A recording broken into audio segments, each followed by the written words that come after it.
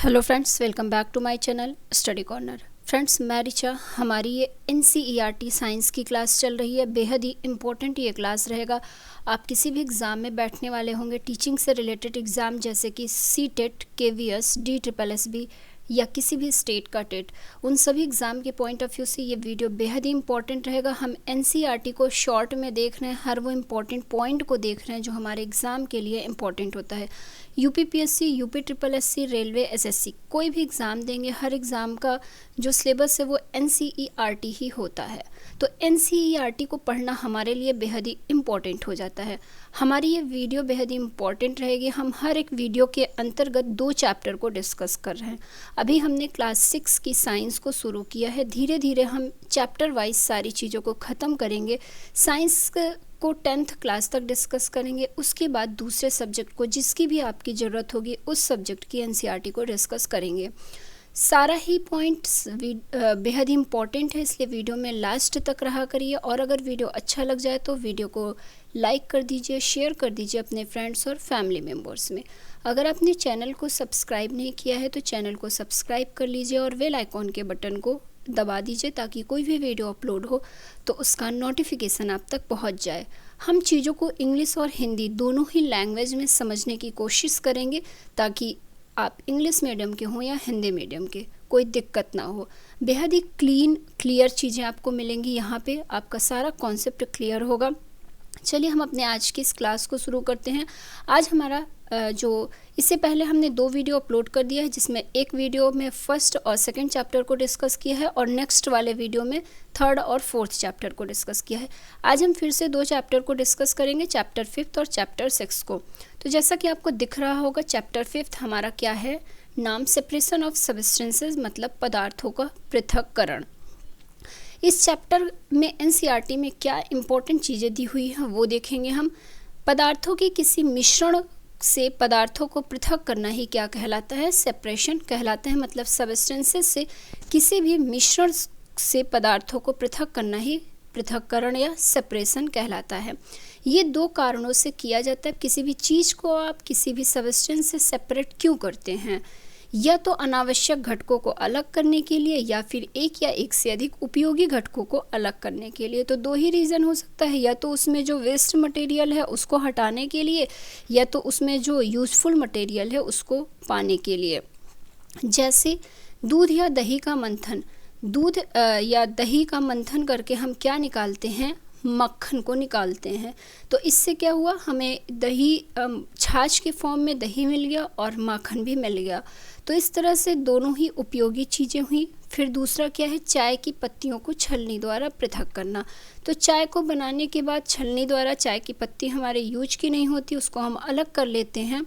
तो इसी तरह से मतलब सेपरेशन का यही मेन कारण होता है, 2 ही रीज़न होता है, या तो उसमें से यूजफुल चीज़ों को गेन करने के लिए या जो वेस्ट मटेरियल है उसको निकालने के लिए। तो यहाँ आपको इमेज दिख रहा होगा, चाय की छन्नी से चाय की पत्ती को अलग किया जा रहा है और यहाँ पर ये दही है उसको मथ के क्या किया जा रहा है, मक्खन को निकाला जा रहा है। अब आगे देखते हैं, और आगे क्या है, आगे अब जो सेपरेशन की क्या किस मेथड के द्वारा सेपरेट किया जाता है वो देखते हैं। तो कौन कौन सी मेथड हमारे NCERT में दी हुई है। तो सबसे पहला मेथड दिया हुआ है हस्त चयन विधि द्वारा। मतलब हाथ से, किसी हाथ के इस्तेमाल से आप किसी भी चीज़ को सेपरेट कैसे कर सकते हैं, यही है हस्त चयन विधि। इस विधि का प्रयोग गेहूं, चावल, दालों इत्यादि से कुछ बड़े मिट्टी के कणों, पत्थर तथा भूसे को पृथक करने में किया जाता है।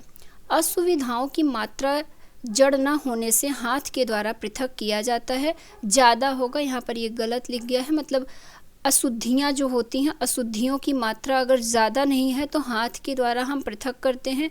जैसे आप घर में देखते होंगे, चावल बुनते समय उसमें से कंकड़ पत्थर को निकालना, तो बहुत कम मात्रा में ये चीज़ें उसमें मिली होती हैं, तो उसको हम हस्त चयन विधि के द्वारा सेपरेट कर लेते हैं। तो एग्जाम्पल वही लिखा है, अनाज से पत्थर के टुकड़ों को निकालना। तो यही है हस्त चयन विधि। आगे आपको इमेज में भी ये चीज़ें दिख जानी है, ये देखिए। फिर दूसरा विनोइंग प्रोसेस दिया हुआ है, या निष्पावन, जिसे हिंदी में बोलेंगे निष्पावन या विनोइंग प्रोसेस। इसमें क्या होता है, हल्के अवयवों से भारी अवयवों को हवा या वायु के द्वारा अलग करने की प्रोसेस को ही विनोइंग कहते हैं। आमतौर पर किसानों द्वारा हल्की अशुद्धियों जैसे भूसी के कणों को भारी अनाज से अलग करना, यही क्या है, विनोइंग है। तो आप अक्सर देखे होंगे कि हवा, जब तेज हवा चलती है या पंखे की हवा से किसान क्या करते हैं कि भूसी को अलग करते हैं अनाजों से। तो ये विनोइंग प्रोसेस के द्वारा होता है। ये इमेज में भी आपको दिख रहा होगा, इस तरह से करते हुए आप अक्सर देखे होंगे अपने आसपास। तो यही है विनोइंग प्रोसेस, अनाज से भूसी को अलग करना हवा के द्वारा। अब थर्ड देख लेते हैं, थर्ड प्रोसेस क्या है। थर्ड है चालन। चालन में क्या है, इस प्रक्रिया के द्वारा महीन घटकों को बड़े घटकों से अलग किया जाता है। जैसे आटे में अशुद्धियों को पृथक करना, रेत से कंकड़ तथा पत्थर को अलग करना। तो ये दोनों ही प्रोसेस आपको दिख रही होगी। ये क्या है, ये चालन की प्रोसेस है। एक में आटा चालते हुए दिख रहा होगा, तो आटे से क्या किया जा रहा है, अशुद्धियों को पृथक करना, मतलब भूसी को पृथक करना, तथा रेत से, अब रेत और कंकड़ को अलग करने के लिए ये एक औजार होता है, इससे अलग किया जाता है। तो ये चालन विधि है, चालनी टाइप का कुछ होता है, उससे अलग किया जाता है। अब आगे आते हैं और हमारा फोर्थ वाला जो है वो देख लेते हैं, थ्रेसिंग प्रोसेस। थ्रेसिंग से भी अशुद्धियों को अलग किया जाता है। खेत खलिहानों में गेहूं या चावल की डंडियों से अन्य कड़ों अथवा अनाज को पृथक करना ही क्या कहलाता है, थ्रेशिंग कहलाता है। तो ये चीज़ दो तरह से होती है, एक तो नेचुरल प्रोसेस जिसमें हाथ के द्वारा लोग इसको करते हैं, और एक आजकल मशीन भी आने लगी है थ्रेसिंग की। तो अब सुविधा के लिए किसान हाथ का प्रयोग ना करके मशीन का प्रयोग ज़्यादा करते हैं। तो यहाँ आपको ये इमेज दिख रही होगी, इसमें हाथ से थ्रेसिंग की प्रोसेस की जा रही है। इसमें क्या होता है, जो अनाज के गट्ठर होते हैं, डंडियों, उनको मतलब खेतों से जड़ सहित उखाड़ लिया जाता है, फिर उनको गट्ठर के रूप में बनाकर उन्हें एक लकड़ी या पत्थर पर पटका जाता है। तो इससे क्या होता है, उन डंठलों से दाने अलग हो जाते हैं। यही क्या होता है, थ्रेसिंग प्रोसेस कहलाता है। इससे अनाज को उनके डंठलों से अलग किया जाता है। पांचवा है वाष्पन तथा संघनन विधि। यहाँ से इम्पोर्टेंट है, ये चीज़ें पूछती हैं। जल को उसके वाष्प में परिवर्तित करने की प्रक्रिया को ही इवेपोरेशन कहते हैं या वाष्पन कहते हैं। जल को जब आप गर्म करते हैं 100 डिग्री टेम्परेचर पे, तो आप देखते होंगे कि जल वाष्प के रूप में निकलने लगता है। तो यही क्या कहलाता है, वाष्पन कहलाता है या इवेपोरेशन कहलाता है। जल वाष्प से उसकी द्रव अवस्था में परिवर्तित होने की प्रक्रिया कंडेंसेशन कहलाती है। अब कंडेंसेशन क्या होता है, यहाँ पर बताया गया है वाष्प से उसकी द्रव अवस्था में परिवर्तित होने की प्रक्रिया कंडेंसेशन कहलाती है। एक बहुत ही अच्छा एग्जाम्पल अगर हम देखें तो आप देखे होंगे नदियों या तालाबों का पानी सूर्य के प्रकाश की गर्मी से क्या होता है, इवेपोरेट होता है, वाष्प होके वो भाप के रूप में आकाश में जाता है और बादल का निर्माण करता है। अब वो वाष्प जो है वर्षा के रूप में नीचे गिरती है, मतलब वो वाष्प बादल बनता है, और वही बादल जब बारिश होती है तो बारिश के जल के बूंदों में नीचे गिरता है पृथ्वी पर। तो यही मतलब यही बताया गया है कि जल वाष्प से उसकी द्रव अवस्था में परिवर्तित होने की प्रक्रिया ही क्या कहलाती है, कंडेंसेशन कहलाती है।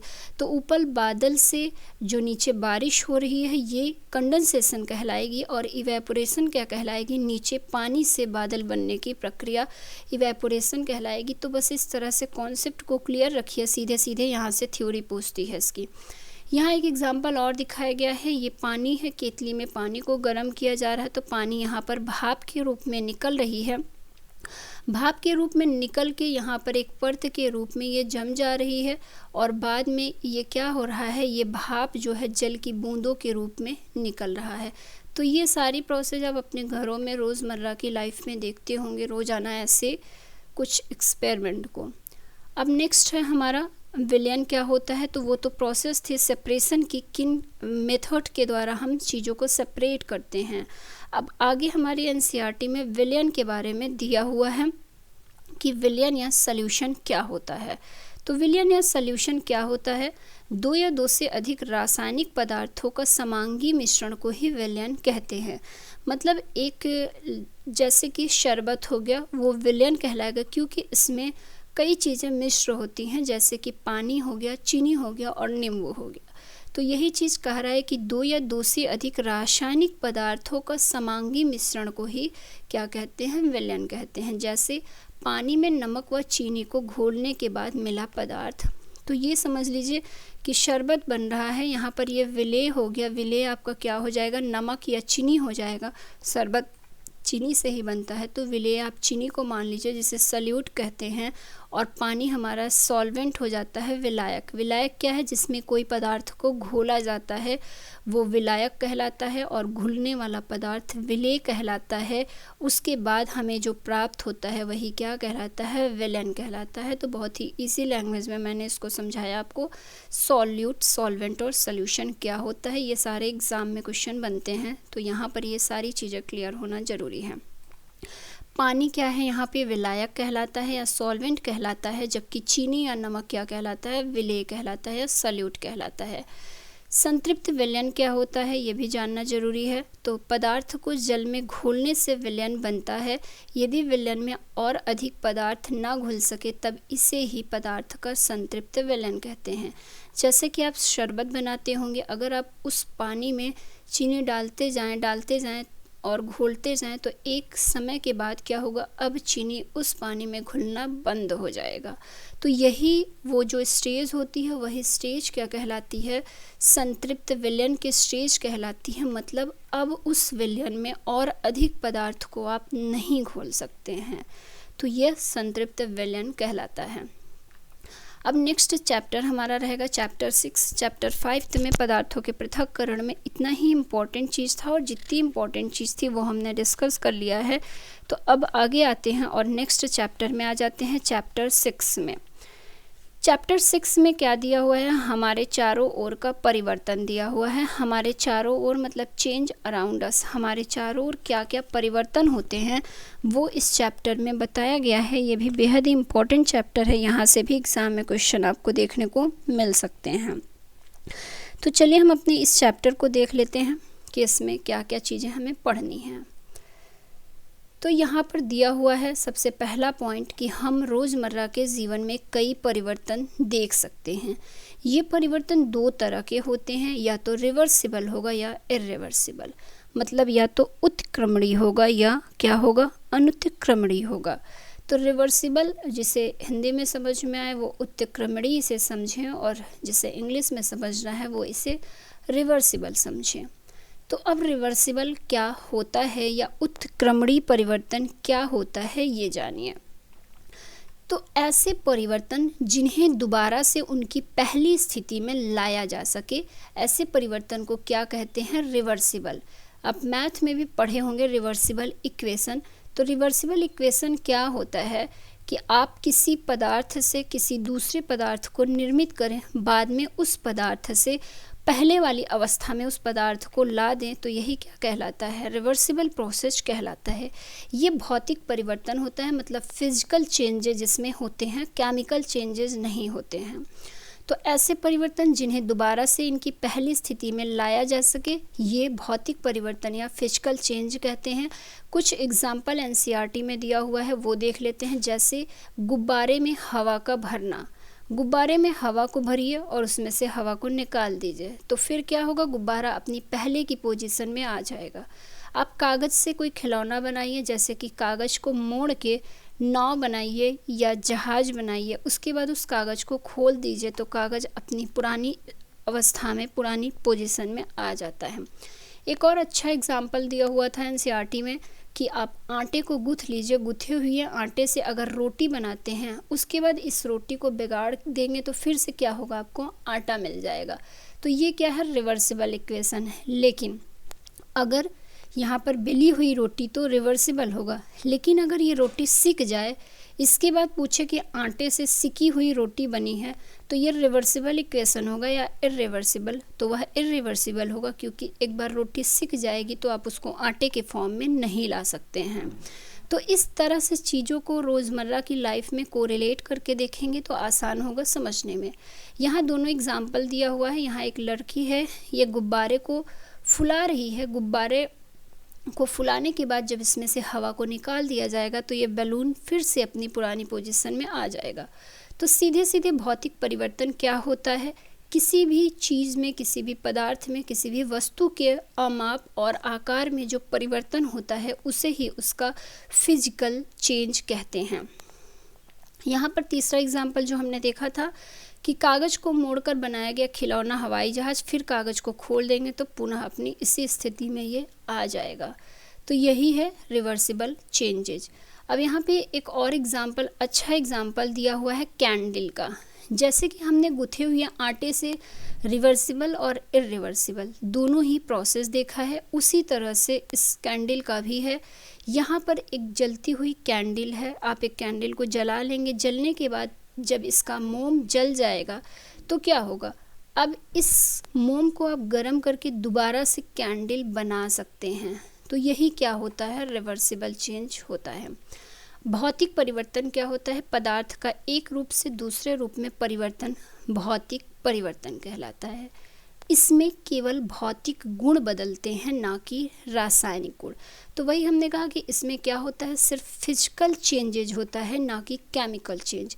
केमिकल चेंज कभी भी अपनी पुरानी पोजीशन में नहीं आ सकता है, मतलब वो रिवर्सिबल नहीं होता है। आकार, रंग, अवस्था, माप इत्यादि में परिवर्तन फिजिकल चेंज के अंतर्गत आता है। तो ये तो था हमारा रिवर्सिबल प्रोसेस। अब आते हैं इरिवर्सिबल पर, कि इरिवर्सिबल या इसे हिंदी में बोले तो अनुत्क्रमणीय अवस्था। तो अनुत्क्रमणीय अवस्था क्या होती है, ऐसे परिवर्तन जिन्हें दोबारा से उनकी पहली स्थिति में न लाया जा सके, इन्हें ही क्या कहते हैं, अनुत्क्रमणीय परिवर्तन कहते हैं। तो ये भी इम्पॉर्टेंट है, क्या होता है इरिवर्सिबल प्रोसेस, तो ये भी आप जानिए इरिवर्सिबल प्रोसेस क्या होता है।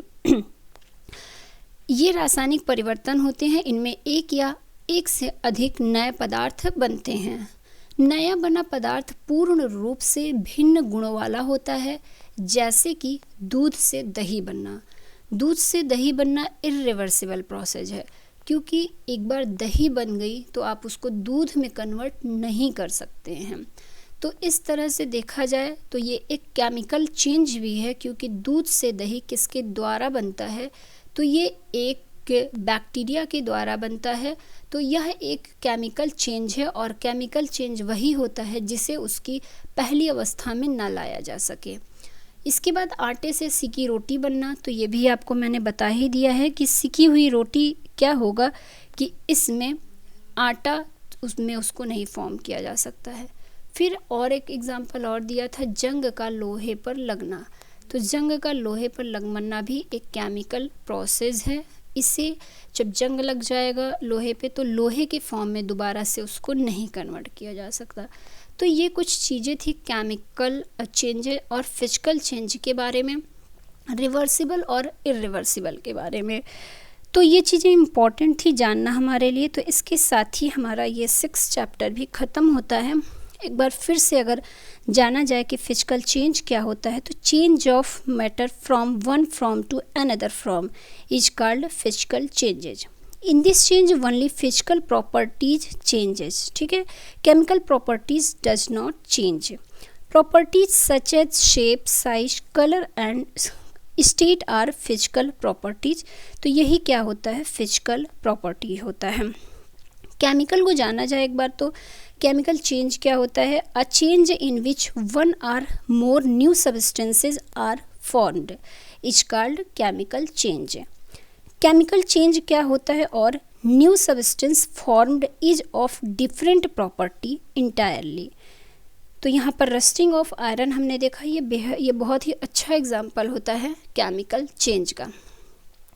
अब आगे आए 7वां चैप्टर, काफ़ी लंबा हो जाएगा और वीडियो काफ़ी लंबा हो जाएगा, तो ये सारी चीज़ें हम नेक्स्ट वीडियो में डिस्कस करते हैं। इस वीडियो में फ़िलहाल यहीं तक रहेगा। वीडियो कैसा लगा हमें अपनी सजेशंस ज़रूर दिया करिए, और अगर वीडियो अच्छा लग जाए तो वीडियो को लाइक कर दिया करिए, शेयर कर दिया करिए अपने फ्रेंड्स और फैमिली मेम्बर्स में।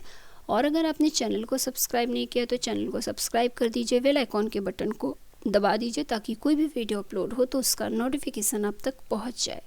अपने नेक्स्ट वीडियो में हम फिर से मिलते हैं, तब तक के लिए धन्यवाद।